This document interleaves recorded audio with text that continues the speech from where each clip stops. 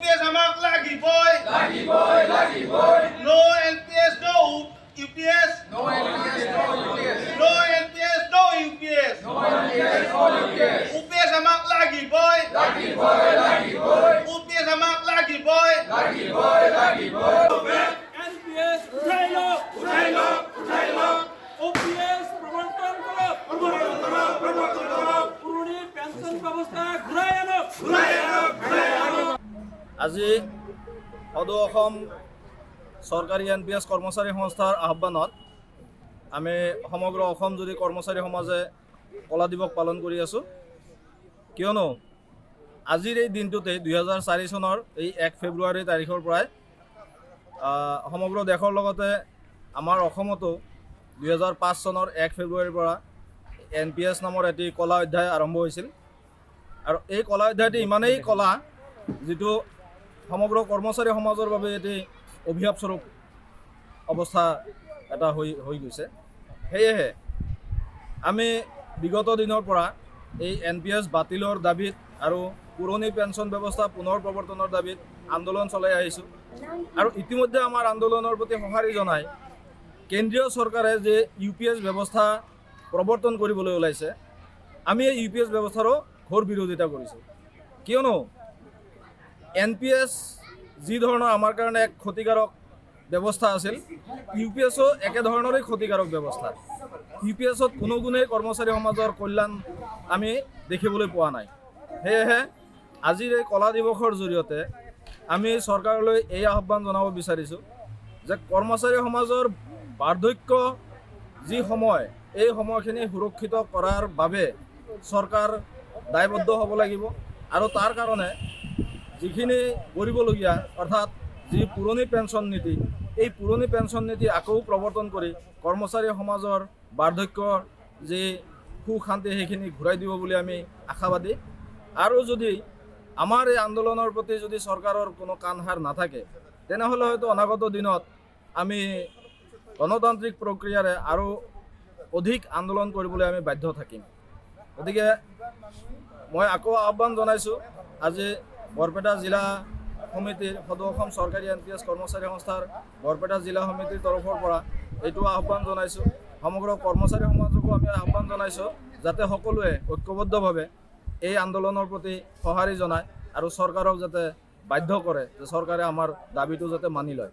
নহয়, আমি OPSৰ দাবীত আজিৰ দিনটো কলা দিৱস হিচাপত প্ৰতি বছৰে পালন কৰি আহিছোঁ। যিহেতু 2005 চনৰ 1 ফেব্ৰুৱাৰীৰ পৰা অসমত NPSৰ প্ৰৱৰ্তন কৰা হৈছিলে, OPS বাতিল কৰা হৈছিলে। আৰু সেই সময়ত আমি ভাবিছিলোঁ যে NPSৰ হয়তো কিবা ভাল ফলাফল আমি দেখিবলৈ পাম। পৰৱৰ্তী সময়ত আমি দেখিছিলোঁ যে NPSৰ অধীনত যিসকল কৰ্মচাৰীয়ে অৱসৰ লৈছিলে তেওঁলোকে 700, 1100, 1200 টকা পেঞ্চন পাবলৈ লৈছিলে। এই ভয়াৱহতাৰ প্ৰতি লক্ষ্য ৰাখি আমি 2018 চনৰ পৰা অসমতো NPSৰ বিৰুদ্ধে সংগ্ৰামখন তীব্ৰতৰ কৰি তোলা হৈছিলে।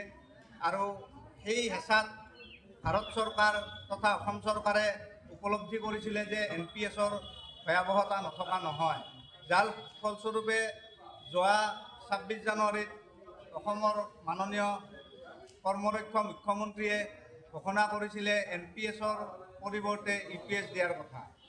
UPSৰ যিখন ভাৰত চৰকাৰৰ অধিসূচনা আছিলে, যদিও এতিয়ালৈকে অসম চৰকাৰৰখন ওলোৱা নাই, তো আমি সেইখনেই ওলাব বুলি ধাৰণা এটা হৈছে। সেই অধিসূচনা অনুযায়ী তাত কিছুমান বিসংগতিও আমি দেখিবলৈ পাইছিলোঁ। যেনেকৈ এজন কৰ্মচাৰীয়ে আপোনাৰ 25 বছৰ চাকৰি সম্পূৰ্ণ কৰিলেহে তেওঁ ফুল পেঞ্চন বুলিও শব্দটো কোৱা নাই, তো তেওঁ ফুল বেনিফিট এটা পাব। আৰু তাত কিছুমান ক্ৰাইটেৰিয়া ধৰি দিছিলে। আমি যিখন OM দেখিছিলোঁ তাত 1ৰ পৰা 5টা ক্ৰাইটেৰিয়া আছিলে। তাৰ ভিতৰত এটা ক্ৰাইটেৰিয়া আছিলে মানুহ এজনে তেওঁৰ যিটো কণ্ট্ৰিবিউশ্যন সেইটো উইথড্ৰ কৰিব নালাগিব। সেইটো বাৰু ঠিকেই আছে। তাত কোৱা আছে এটা মিচিং থাকিব নালাগিব। তো মিচিং মানুহ এজনৰ কেনেদৰে হ'ব পাৰে? এজন মানুহ আনলিভত গুচি গ'ল, সেই মানুহজনে যেতিয়া আনলিভত যাব, তেওঁ 2 মাহ তেওঁৰ চাকৰিৰ পৰা বাহিৰত থাকে, লিভত থাকে, বিভিন্ন কাৰণত তেওঁ লিভত গুচি যায়। তেওঁ লিভটো চেংচন হোৱাৰ পিছতে তেওঁ চেলাৰীটো পায়। তো হয়তো 3rd মাহত তেওঁ যেতিয়া চেলাৰীটো পাব, তেতিয়া তেওঁৰ সেই NPSৰ পইচাটো ডিডাক্ট কৰা হয়। কিন্তু এজ পাৰ NSDLৰ ষ্টেটমেণ্ট ষ্টেটমেণ্ট মতে তাত কোৱা আছে মিচিং মানে যদি ৰেগুলাৰ মিচিং এটা হৈ যায় তেতিয়া সেইটো মিচিং বুলি কাউণ্ট কৰা হয় আৰু যদি সেইটোকেই হয় তেতিয়াহ'লে কোনো মানুহে কোনো এজন এমপ্লয় আমাৰ 1 নম্বৰত যিটো কোৱা আছে যে 25 বছৰ সম্পূৰ্ণ চাকৰি কৰিলে সি ফুল বেনিফিট পাব সেই বেনিফিটৰ পৰা প্ৰতিজন কৰ্মচাৰী আমাৰ বঞ্চিত হ'ব ঠিক তেনেকৈ তাত ডিয়াৰনেছ এলাউন্সৰ কথা কোৱা আছে যেনেকৈ চৰকাৰৰ ডিয়াৰনেছ এলাউন্সটো বাঢ়ি গৈ থাকে ঠিক তেনেকৈ গ্ৰেজুৱেলি এইটো বাঢ়ি গৈ থাকিব UPSৰ আণ্ডাৰত কিন্তু তাত এটা কথা স্পষ্টকৈ কোনো উল্লেখ নাথাকিলে যে এইটো আমাৰ ৰিভাইজ হ'বনে নাই যেনেকৈ প্ৰতি 10 বছৰৰ মূৰে মূৰে আমাৰ পে কমিশ্যন হৈ ৰিভাইজ হয় তাত ৰিভাইজৰ কথা উল্লেখ কৰা নাই আৰু এটা কথা লক্ষ্য কৰিব ৰিভাইজ যেতিয়া হ'ব তেতিয়া ডিয়াৰনেছ এলাউন্সটো 0 হৈ যায় তো এজন কৰ্মচাৰী আজি ৰিটায়াৰমেণ্টত গ'ল আজি 53% দিয়ে বাহাল আছে তো 53% দিয়ে লৈ তেওঁ গুচি গ'ল 2026 চনত পে কমিশ্যন হ'ব পে ৰিভাইজ হ'ব হ'লে দিয়ে 0 হৈ যাব তেতিয়া সেই কৰ্মচাৰীজনৰ দিয়ে